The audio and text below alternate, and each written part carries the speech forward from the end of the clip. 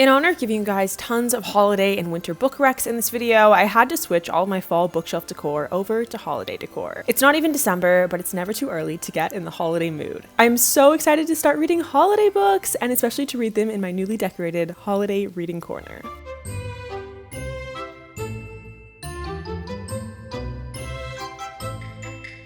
Now, the books that I have recommended for you guys today are going to be a mix of genres. So if you want to click around different sections, you definitely can. And some of these are like super festive, like holiday Christmas reads, and others are just great books to read in the winter. Maybe they take place in a literal wintry setting, or they're just like winter vibes to me. So hopefully there's a little bit of something for everyone to read this winter in this video. And this is going to be a mix of books I have read and love. So I'd obviously highly recommend them to you guys, but also books that I haven't read yet, but I really want to read this winter. Okay, let's get into it.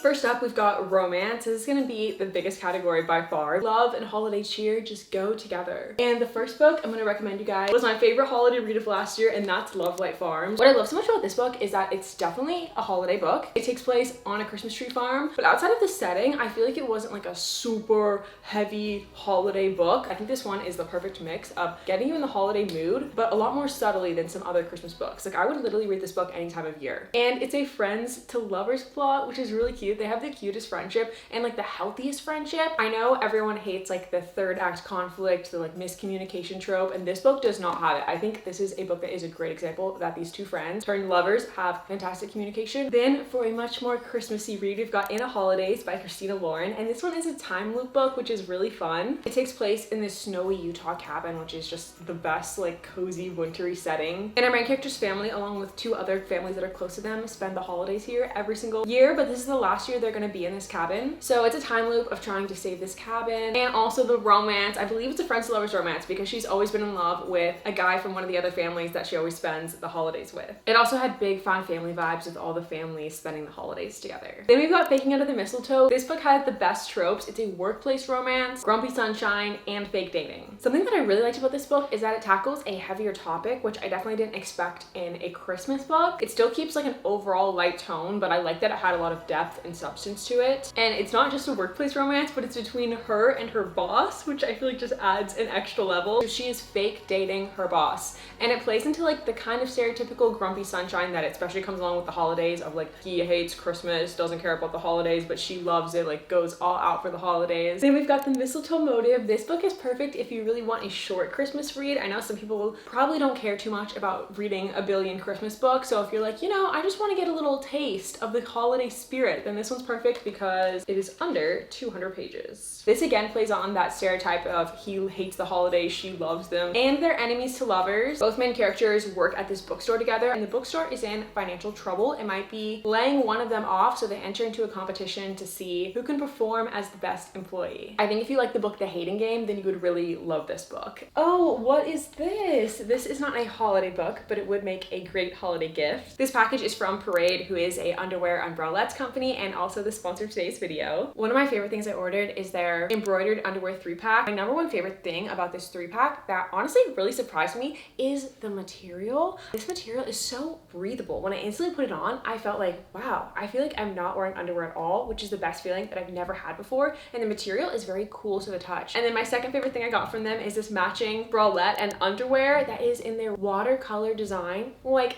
how gorgeous, how stunning. Every time I wear it and put it on, I feel like I'm a walking piece of art. And Parade is having a huge Black Friday, Cyber Monday sale. Anyone can get 30% off site-wide and 80% off certain special archival pieces. But if you use my link and my code, you not only get access to the sale early, but you also get 50% off instead of just 30% off. I think it's also such a great gift for a significant other, for a loved one, or even for yourself. Maybe I'm outing myself here, but I feel like it's kind of a universal experience that we all neglect our underwear drawer, which we don't have to do. We can all have cute and affordable underwear through Parade's sale. And Parade also has pajamas, base layers, and underwear packs that would make great gifts. I already added some items to my cart and then typed in my discount code. That is so much money that I'm saving. Parade sale starts on November 17th, so click the link in my description and use my code to start shopping. In my last book shopping video, I impulse bought quite a few Christmas books. Honestly, I don't think I read the summary of any of those books. I was just like, Christmas books, let me buy them. The first one that I'm most excited for is The Christmas Fix by Lucy Score, just because I love Lucy Score so much. This is the second book on a series. The first book doesn't seem to be a Christmassy romance at all, and you can read both of them as standalones, so I think I'm just gonna skip the first book and go straight to this one for the holiday season. And I love the tagline, like it's already got me hooked. It says, she's going to save Christmas just to spite him.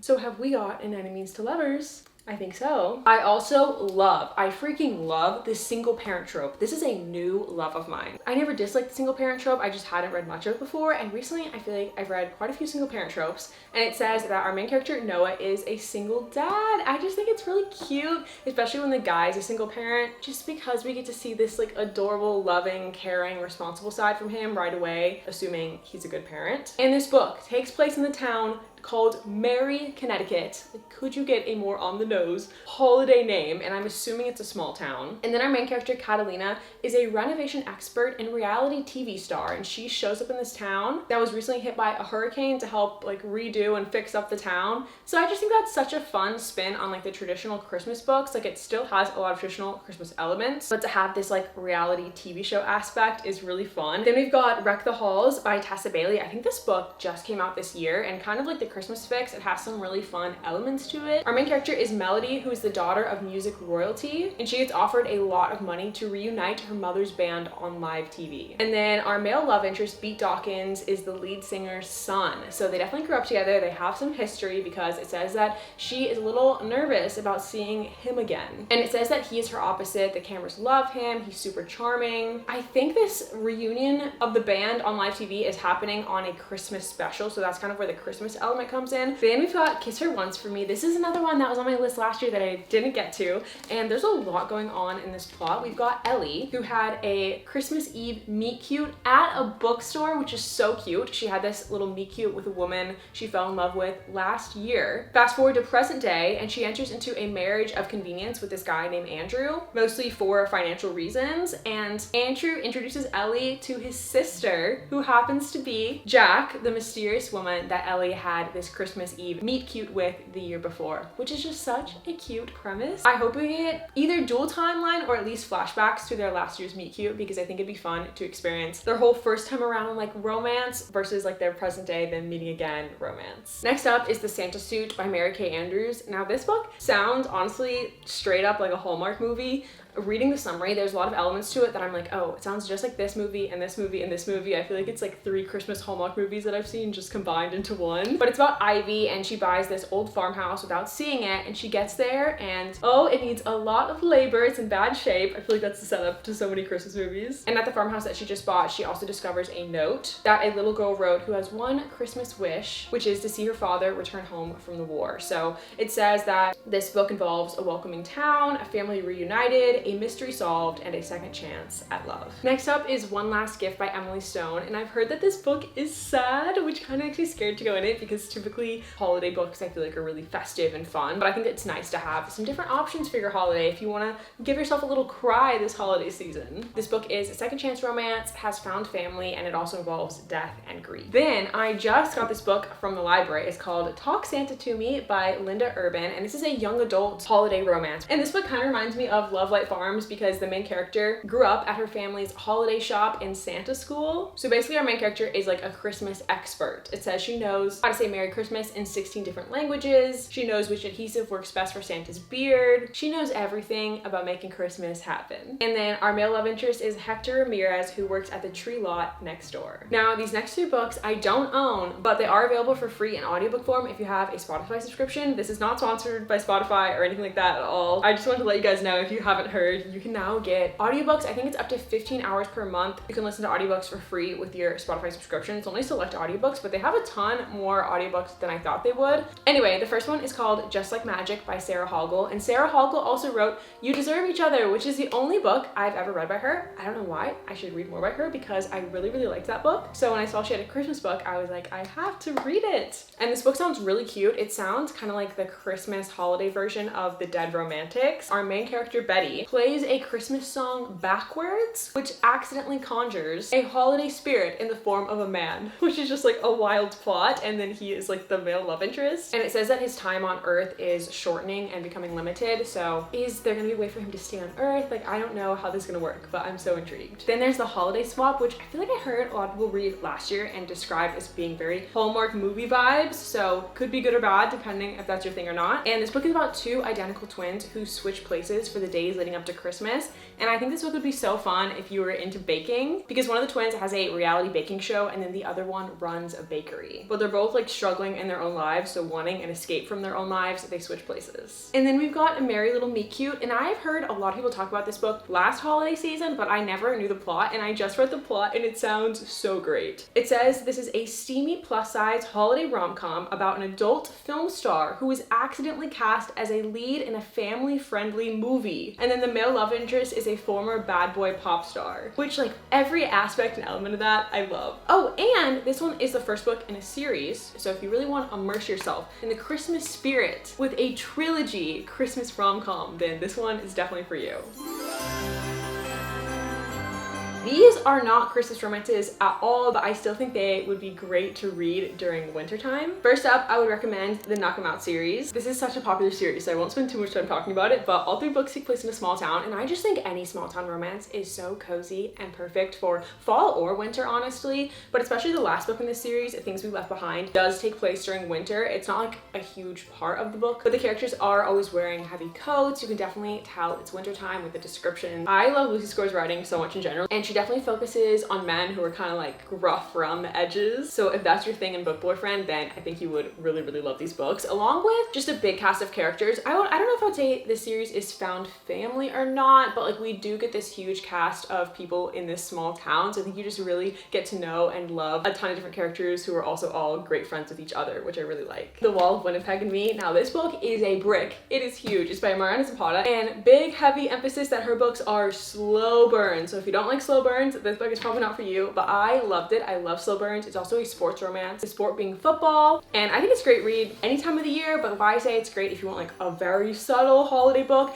is Christmas does take place in this book. It's not a huge part of the book, like maybe a few chapters, maybe even just one chapter. So if you just want to read a normal romance but just get a sprinkle of the characters experiencing a holiday together, then this book is great for that. Now what else goes with non-Christmas but still wintry reads? I would say hockey romances.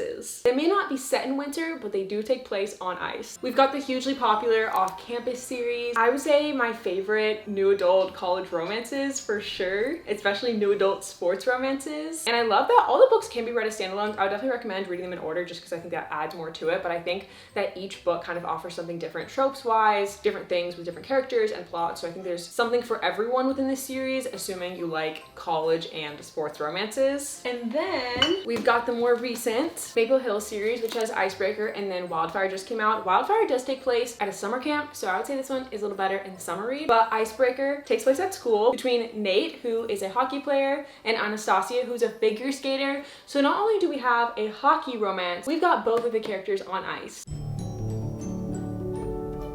This book was on my winter TBR last year and I never got to it, so I really want to get to it this year, and that is From Lukoff with Love. Another chunky Mariana Zapata slow burn, and our main character is a figure skater. The summary doesn't have a ton of info about this book, and whenever that happens, I just assume maybe you're supposed to go into it a little bit blind. So I'm not going to go looking for more info on the plot. What we do know is that she's a figure skater, and it says her window to compete in figure skating is coming to a close. But when the offer of a lifetime comes in the form of an arrogant idiot she spent the last decade dreaming up pushing in the way of a moving bus, Jasmine might have to reconsider everything. So it sounds like they have a history because it says she's been thinking about him for the last decade. I don't know if that's just an enemies to lovers history or if they were friends at one point, but either way, I'm excited. And then I also want to get back into all of the spin-off series from the Off-Campus series. Elle Kennedy wrote the Briar U series, and then she also just came out with The Graham Effect, which follows Hannah and Garrett Graham's daughter Gigi from The Deal, which is so cute that we're just gonna have this whole expansive world with all love Elle Kennedy's book. Okay, Indigo Ridge. There's nothing at all explicitly wintry about it, but on the cover, we've got mountains that have snow on them. So I'm gonna say we have maybe got a wintertime setting, or at least snowy mountains that are an important part of this book because they're on the cover. And it's a small town romance. You cannot go wrong cozying up with a small town romance in winter. And what I really like about this book is that our female main character, Quincy, is the town's new chief of police, which I don't think I've read any book where the female is the chief of police, so I love that. And on her first night in town, she has a one-night stand with the very important founding family of the town's oldest son. And it says that sleeping with him was a huge mistake that she's trying to forget. He's insufferable, arrogant, and keeps reminding everyone that she's an outsider. You know, I just love like enemies to lovers vibe, rough, gruff, but like also charming men, and small town as well. So this book just feels like it has everything that I love in a romance. Is actually on my TBR for this month, so hopefully I get to it in November. Then we've got The American Royals. Somebody told me that this series has lots of wintry scenes. It gives me like a very much like fairy tale kind of vibes, which I think is really fun for winter. This book follows the Washingtons, descendants of George Washington, who are the royal family in America. And it just sounds so juicy. It says that this book is full of romances and scandalous secrets. And for our main characters, we've got the princess, and we've got the spare, which I think is really interesting. Basically the second in line for the throne, which I'm sure will cause drama. We've also got a schemer who would do anything to get her hands on a crown, and the commoner, who is just a girl in love with a prince. For mystery thrillers, I've got two books that take place during just absolute blizzards, so perfect for winter. The Fear is a young adult book, and this book has a really interesting plot. It's about this meme that's going around where people say their biggest fear, and then students start dying in the way that they said was their biggest fear, which is so creepy. And this book has a huge twist at the ending that I didn't see coming. I honestly felt a little bit mixed on the twist, but it was super surprising. And then Rock, Paper, Scissors by Alice Feeney. This is an adult mystery thriller, and my favorite thing about this book is that I feel like every chapter ended on a mini cliffhanger, which the second I picked it up, I just couldn't stop reading it because I would end every chapter and I'd be like, okay, I just have to read a little more of the next chapter. And then I'd end that chapter and I'd be like, okay, I have to read the next chapter. So it was such a fast read because of all those mini cliffhanger moments. And this is about a couple who is doing a weekend away in this like very remote location, and very creepy, eerie things are happening at the place that they're staying. And we also get dual timeline going back and forth between their present day but also earlier on in their relationship. And there's definitely lots of secrets that we're trying to unravel the whole time about this couple. And Adam, who is a part of the couple, has face blindness, so he cannot recognize different faces, which I think is a really interesting concept to add into a mystery thriller. Now onto fantasy books. I honestly feel like any fantasy book is great for winter. There's just something about magic and anything fantastical that feels wintry to me. But two particular series that I really want to highlight. I am obsessed with, to this day, with the Folk of the Air series. I can't remember when I read it, but it's been a while since I read this series, and I still cannot stop thinking about it. And when I put these on my shelf here, when I was reorganizing my shelves, I was like, I have to recommend this series. It's so good. And I just got the last book, The Queen of Nothing. I've already finished the whole series, but I read this as an ebook for my library, so I never actually bought it. And then seeing it on my shelf, I was like, oh, it's not complete until I add the last book. This is one of the best, like, true enemies to lovers fantasy romances that I've ever read. The characters genuinely hate each other at the beginning. It's not one of those like fake hate or like rivals. No, like they are enemies. And I think it's a really interesting concept in that our main character Jude is human, but she's living in a fae world. And Prince Cardan, our male love interest, despises humans. And he is very wicked at the beginning. He definitely lives up to his name, the Cruel Prince. So it's also so great just seeing his character growth throughout the series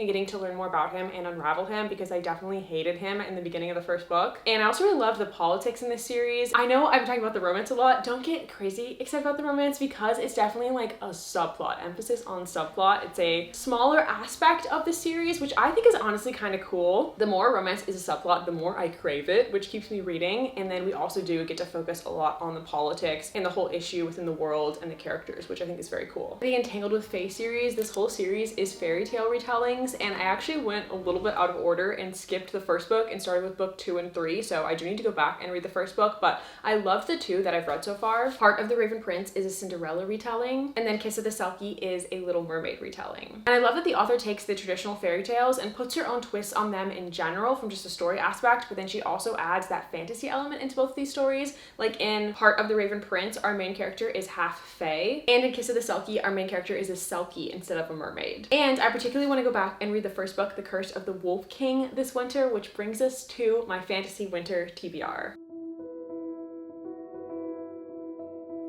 The Curse of the Wolf King is a Beauty and the Beast retelling, and I heard that it takes place in a snowy setting, which definitely makes sense because I believe Beauty and the Beast does as well. I don't really know anything about it beyond that, so I kind of want to go in blind without knowing the differences between the original fairy tale versus how the author puts their own twist on it. One thing I love doing with books I haven't read is looking up the book's name in Pinterest and then adding the word aesthetic just to see what the vibe is. And when I typed in Spinning Silver, some of the first images that came up were very like icy, wintry images. So I was like, okay, this is probably a great winter fantasy.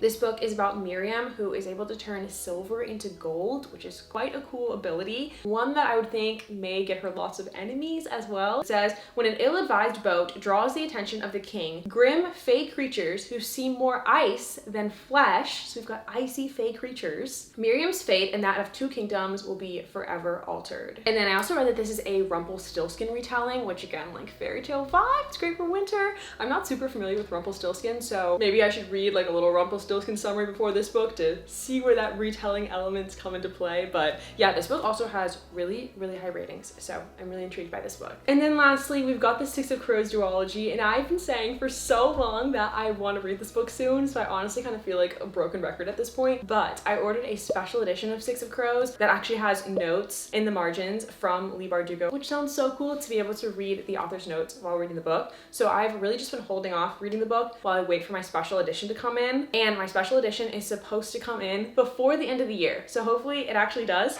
and I can read it this year because I've just heard so many incredible things about this series. And that is all of my winter/holiday book recommendations. Let me know if you guys have any other super Christmassy holiday books or just general winter book recs. I honestly, for some reason, my brain think that when Christmas is over, winter is over. I don't know why. I think it's just because I live in Texas, so it's not cold very long here. But winter technically goes until March 20th. So we have got so many months to be reading wintry books. Also, let me know all the ones that were on my TBR. If you guys have read them, which ones are the best? Like, which ones should I start with and prioritize reading first? Every book on my holiday winter TBR sounds amazing, so I'm kind of overwhelmed with like, where do I start this winter? Anyway, that is all for this video. Thank you guys so much for watching, and I'll see you guys in my next video.